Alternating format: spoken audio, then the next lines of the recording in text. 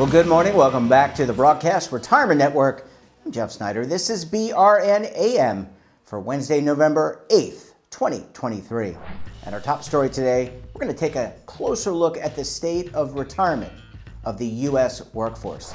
And joining me now to break it all down, John Lowell of October 3. John, always great to see you. Thanks so much for joining us on the program this morning. Jeff, it's wonderful to be back with you. I always like these appearances with you. Yeah, well, we're going to be talking about the state of retirement. And I guess my first question to you, let's kind of start from a baseline. How has work and the worker changed over the last 50 years? Yeah, it's an interesting question. It really is a good question to start things off. And neither you nor I were in the workforce 50 years ago, so we're going a little bit anecdotally on that. But frankly, 50 years ago, certainly from what I remember, by the time somebody was probably about 30 years old, they were with what was likely their last employer. So whatever job they had then, they might get some promotions. There was a chance they might transfer somewhere within the company, but they were fairly likely with the company that they were going to spend the rest of their career with. And they had every plan, in the case of most people, of retiring probably somewhere between the age of, we'll say, late 50s and about 65. Yeah, and John, so that begs the question, is the U.S. retirement system, as it's constructed today, suited for this new approach to work, people working longer? So the question is it suited towards the worker today and beyond 2023? Somebody might argue with me on this, and in fact, they probably do, but I think it's not. I think that the current retirement system does a couple of things that aren't really working in 2023 and presumably for the years immediately and maybe long-term following as well. Again, going back 50 years or 40 years, so much then there was a large dependence by the employee on their employer to be providing their core retirement benefit. So it was that employer provided retirement benefit to supplement Social Security. Or thinking of it maybe differently, you had that core retirement benefit that would be supplemented by Social Security. Savings plans existed, but they were typically back then what we knew as thrift plans, after-tax plans. And the whole concept of the 401k wasn't even put into the law until 1978 and didn't get mass adoption until probably 7 to 10 years later than that. So there have been really big changes. But again, back then, we had a very homogeneous workforce in that, to a large extent, whoever you were working for at age 30 to 35 was probably who you were retiring from. And you were probably retiring somewhere between that late 50s and age 65 timeframe. So everybody was shooting for the same goal at roughly the same time. Today, that's not really the case. Everybody's got a different idea. People are starting in the workforce later, even though a lot of them are not happy with it anymore or indicate they're not happy. There's much more job hopping, and we're seeing people have to prepare for retirement on their own without a lot of employer support. What we're seeing as a result of that is there just aren't as many people who are what a lot of firms out there refer to as on track to retire.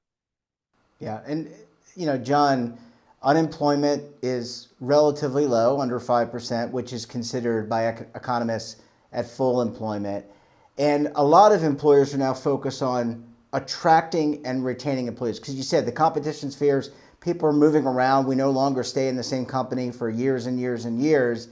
How are employers viewing retirement through that lens, through creating the best retirement plan possible to attract and retain their employees? That's another really good question. And I I think it does vary a fair amount. One of the things that really, for me, confirmed my thinking in this area was a meeting that I had with a client not that long ago, was certainly during the summer this year. And it was a large company um, that has historically provided good pension benefits to their employees. And they made the decision to freeze that pension for most of their employees. And the executive that we were meeting with said it's not something that we've measured, but it's really clear that our turnover, our unwanted turnover, has increased since we froze the accruals in the pension. And I thought about that for a little bit, and I said, how does that align with corporate goals? And he said, really poorly. We depend on keeping people for the long term. For many of our employees, there's a learning curve. And what we're finding is this unwanted turnover is very expensive. He said, I have dissenters within the company, but he did say that his own view was that the cost of the unwanted turnover exceeded the cost of providing those additional retirement benefits. And it's an interesting way of thinking about it from the corporate standpoint, but it kind of made my eyes light up because it's the same thing I've been telling employers. So to hear it unprompted from someone on the other side felt, it felt kind of confirming to me. Yeah, I mean, it's certainly vindicating. And I want to, you talk a little bit about the perspective of the employer. Let's talk about the perspective, I can't get it out this morning, of the employee. How are they thinking about savings? By all accounts, every poll I read, John, people are concerned about their own savings, are concerned whether or not they're on track. So how are they viewing retirement and benefits? And also, can you cut it by generation? Because different generations, people our age might view it very differently because we're closer than younger people, younger generations. Jeff, that's a third really good question in a row. And in the case of this one, there are a number of measures that I think people in our industry use. There are different ways that different surveys look at it. There are a few in particular that I have seen this year that have really stuck with me, both in terms of the questions they've asked and the data points they've produced.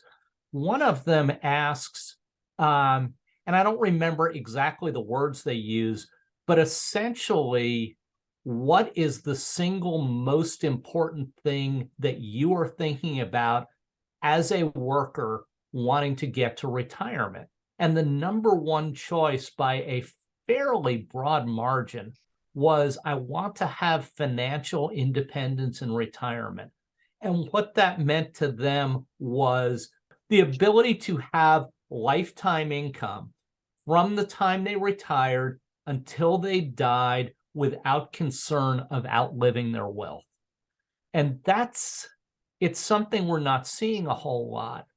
Another survey that I think is really telling, and I don't remember where this came from, but the question that was asked was, does your ability to retire someday at an age that you plan to, or the lack of ability to do so, cause you to lose sleep at night?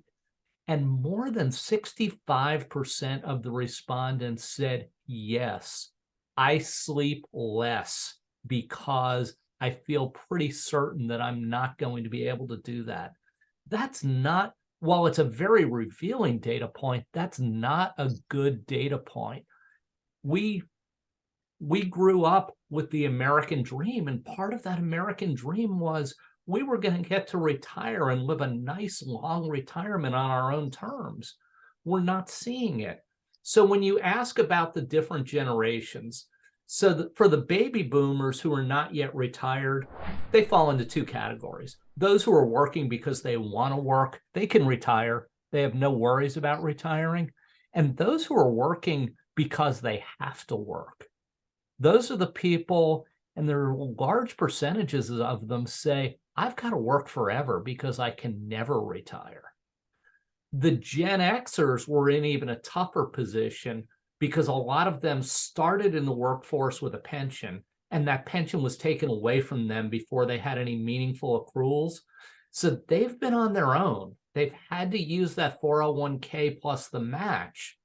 But if they didn't start saving right away, they're in big trouble. Instead of having to save 10% or 15% out of every paycheck to get to retirement, the fact that they delayed it means that 10 to 15% for many of them became 20 to 25%.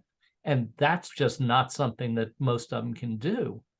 As we get to the younger generations, it's a trickier dynamic to figure out exactly what's going on. People are starting in the workforce at later ages. They're also changing their lives at later ages. So they are delaying getting married in a lot of cases. They're delaying buying homes. They are delaying having kids. A lot of them are not saving, like many of us did, to put their kids through college. I think they're just kind of assuming, well, if my kids want to go to college, they're going to have to pay for their own college. And it wasn't something that many in our generation grew up with. So there's so many different dynamics going on. And I think one of the things that calls for, and you may come back to it later on, is the whole idea that benefit programs now, both from an employee standpoint, because they're asking for it, but also from an employer standpoint, because they realize that it's a way to differentiate themselves in a positive way with their employees. It all needs to be personalized. It needs to fit each of those generations and each demographic within those generations. Yeah, a really good point, John. I need to take a very quick break. When we come back, we're going to continue the conversation about the state of U.S. retirement, and we're going to give John a blank slate. What would he do? You're going to want to stay tuned right here on BRN AM.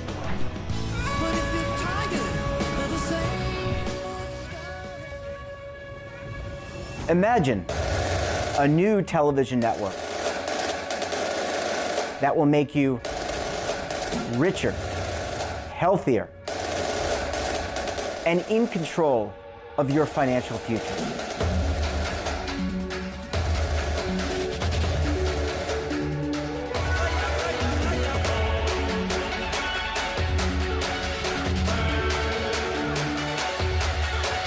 This network is for the policewoman in Nashville, Tennessee, the baker in Dubuque, Iowa, the teacher in Lexington, Kentucky.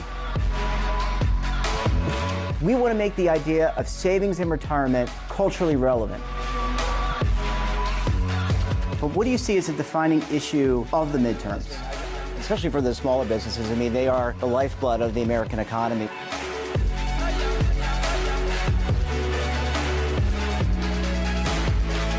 Featuring exclusive interviews, current affairs, and docuseries.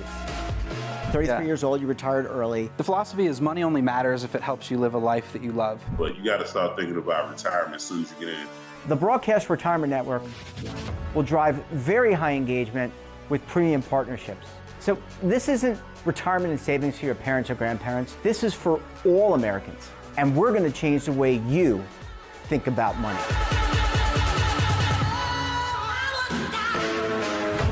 Welcome to the next frontier of retirement and savings. This is BRN, the Broadcast Retirement Network. Welcome back. We're joined this morning by John Lowell of October 3. John, thanks so much for staying with us. Really appreciate you hanging around for segment number 2 this morning. My pleasure, Jeff. Always really good to talk with you. Yeah, well, this is, I think this is a fun conversation, important conversation. Hopefully a lot of plan sponsors out there listening as they're sitting in their investment committees, their retirement committees, and their benefit committee meetings. John, I want to give you a blank slate, and I want you to say, if you were building a retirement system today, right now, or revamping a retirement system, what would it look like? How would it differ from what we currently have? This 401k defined contribution only system for 90% of Americans. I really like the way you put that. When I ask the same question, I tend to use very slightly different words, but I think they mean the same thing to everybody. when I'm on your side of the camera, I tend to ask people, if I gave you a clean sheet of paper, if you were starting your program today, what would you put on that piece of paper? So it's very much the same thing. And again, looking at the different generations. So I've got my few baby boomers at this point that I still really want to keep. And I've got my Gen Xers who in a lot of cases represent the experience in the business, the people where the cost of turnover is going to be pretty significant to me. And then I've got, I guess, next in line are the millennials. And then I've got the Gen Zs who are just coming into my workforce. And we talked before the break about how they all have different needs. They have different wants. They have different behaviors. They're in different positions in their lives. They have different challenges. One of the consistencies among all of them is this whole financial thing and the whole idea of, can I at some point retire and not outlive my wealth? That's keeping them all up at night. That survey data is markedly similar among all those different generations. And I think that's really key here. So if I were building things with that blank slate, what I need to start with is I need to start with something that is flexible enough to adopt to all the different generations. I think a 401k plan or something that looks like a 401k plan is essentially a have to have. You really can't compete in the war for talent if you don't have a 401k plan, probably with a match, unless you're giving something else that is significant enough that you can say, we don't need to give you that match because here's something else we're giving you that's even better. But if you're doing that, you do need to sell it to them. But some other things that we've learned over the years, participants, employees, whatever you want to call them, they understand a chunk of money. If you can show them an account balance and allow them to watch it grow, that's something they understand. But the other thing that they want is they know that if you give them an account balance when they retire, so many of them are, okay, now I have this chunk of money. What do I do with it?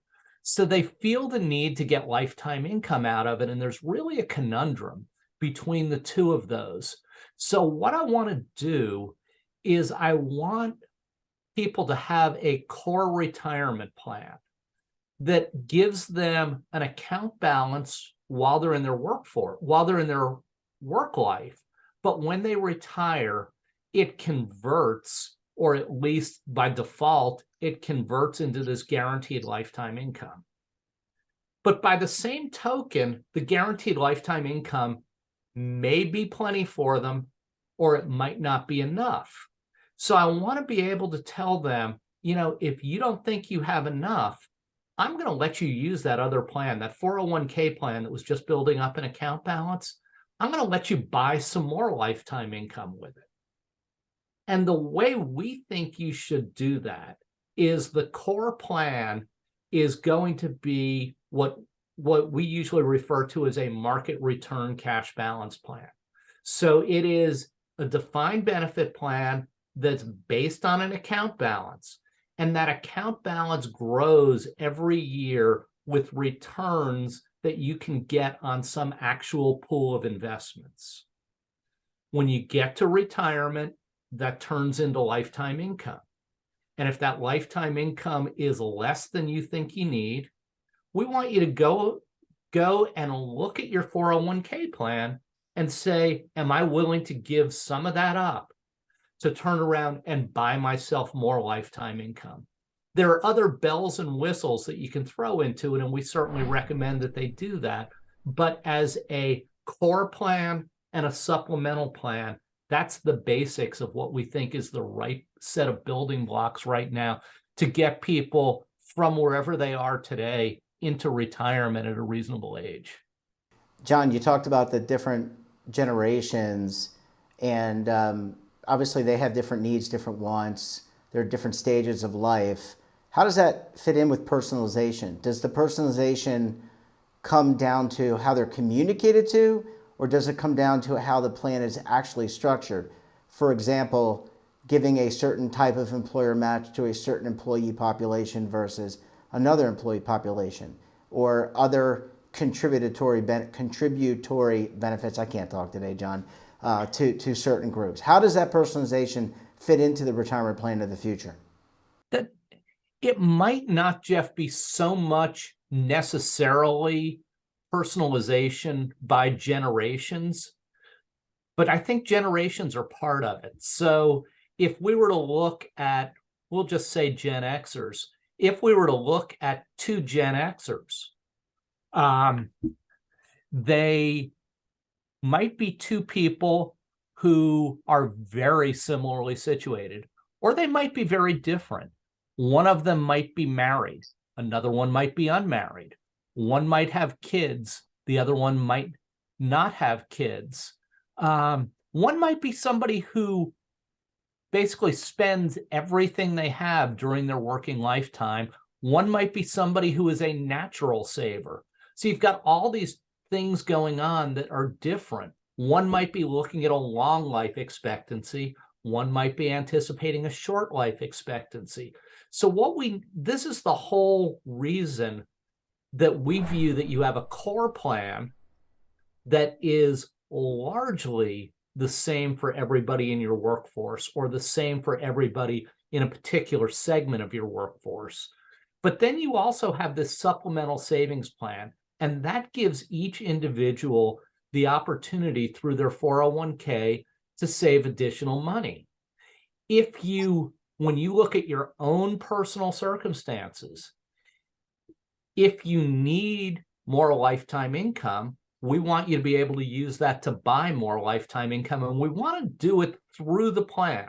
We don't feel that there's a need to go out and buy an annuity from somebody else.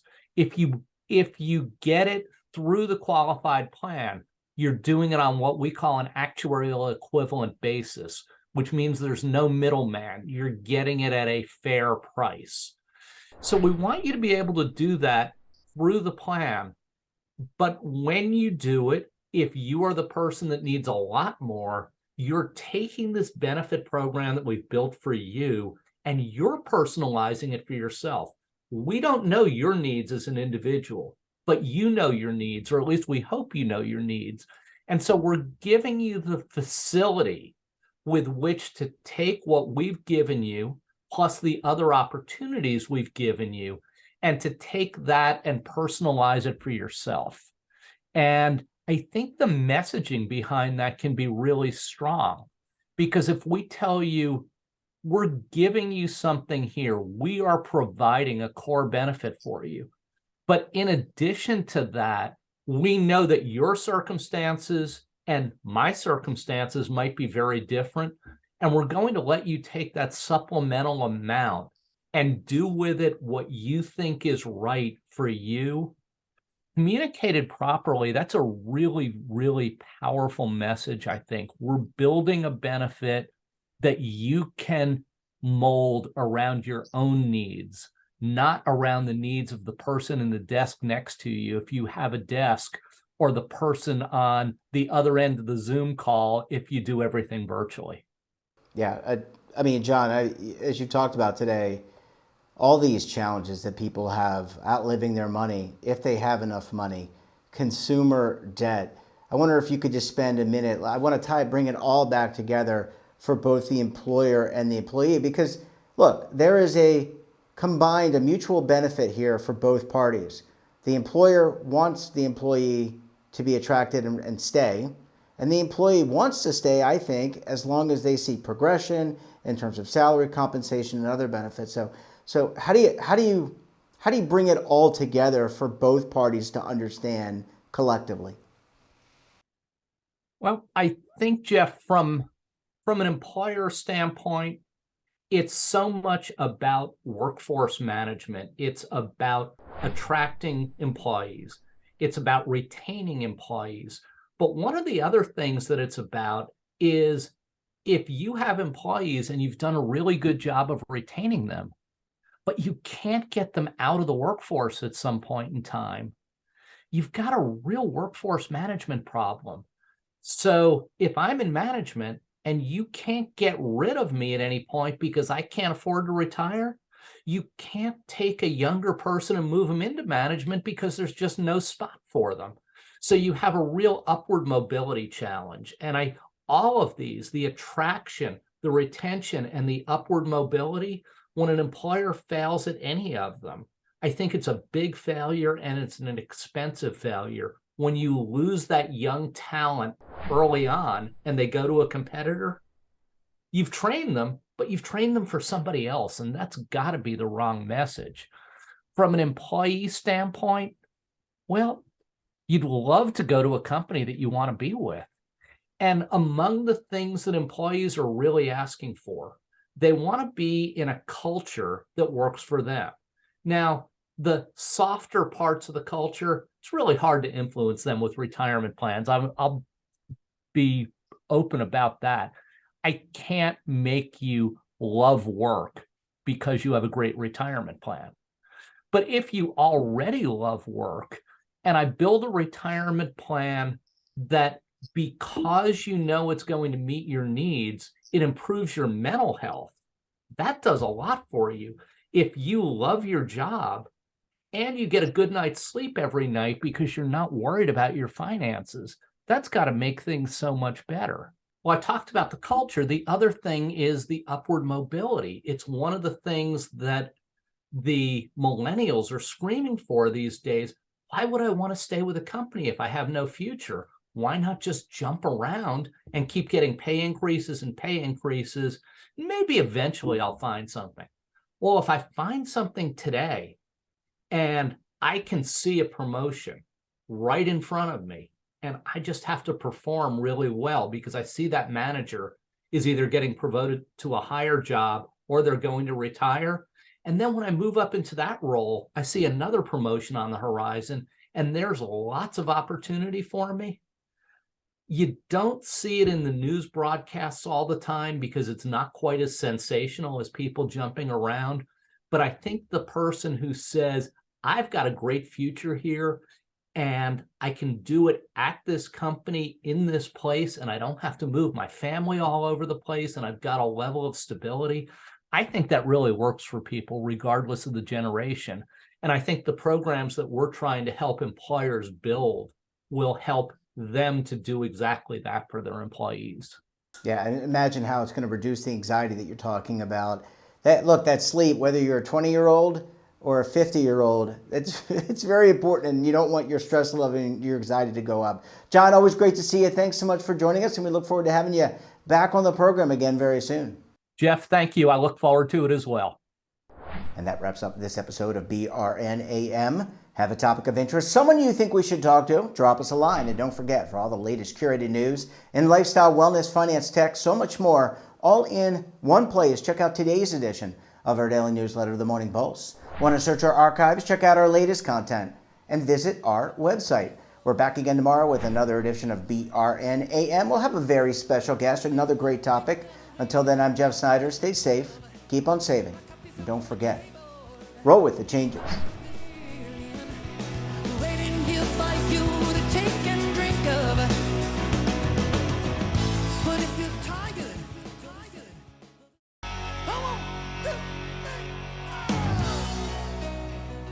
Now is your opportunity to co-create content around any topic on the First Lifestyle and Wellness Network. Reach a global audience through our platform and co-own exclusive branded content.